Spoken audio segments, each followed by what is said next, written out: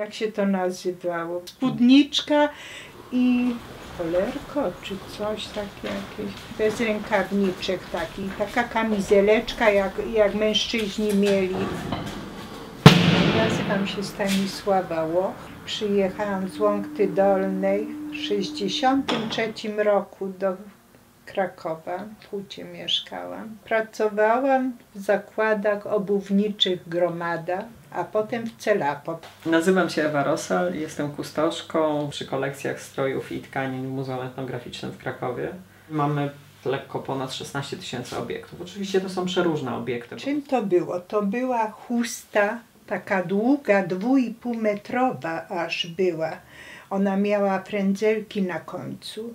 Mama moja jako panienka dostała chustę od swojego taty. Jak chyba 16 lat skończyła. No, dziadek przyjechał z Ameryki i chyba jako prezent jej to przyniósł, bo to był elegancki materiał, taki tutaj nie było tego. Zalążki naszej kolekcji to była kolekcja skierowana wobec ludności wiejskiej, żeby odzwierciedlać i ratować to, co może za chwilę zaginąć. Zbierano to, co było najbardziej kolorowe, które się wyróżniało w danym obszarze. Pomijano kompletnie to, co było szare, przeciętne. No i leżało to u mamy w starym domu, w skrzyni i wzięłam sobie tą chustę i garsoneczkę tą sobie uszyłam. Biedna byłam po prostu może i dlatego szukałam, żeby coś zrobić z czegoś. No.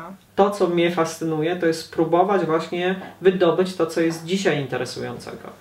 Gdy wychodzimy na ulicę, zaczynamy widzieć to, co ludzie noszą. Z całym kontekstem, który do tego możemy dopowiedzieć. Miałam taką krawcową tutaj fajną w Hucie i ona mi to uszyła. I podobało się to wszystkim, naprawdę. No męża miałam przystojniego i będę puste chodzić, ale w życiu. Mąż w garniturze, ja w tym. Szczuplutka byłam taka. Były chrzciny u brata mojego, to szłam w tym, no tak elegancko. Poprzez jeden element stroju, jeden element ubioru, jesteś w stanie dotrzeć do tylu historii, począwszy od tych indywidualnych, a skończywszy na społeczeństwie, które mamy dzisiaj.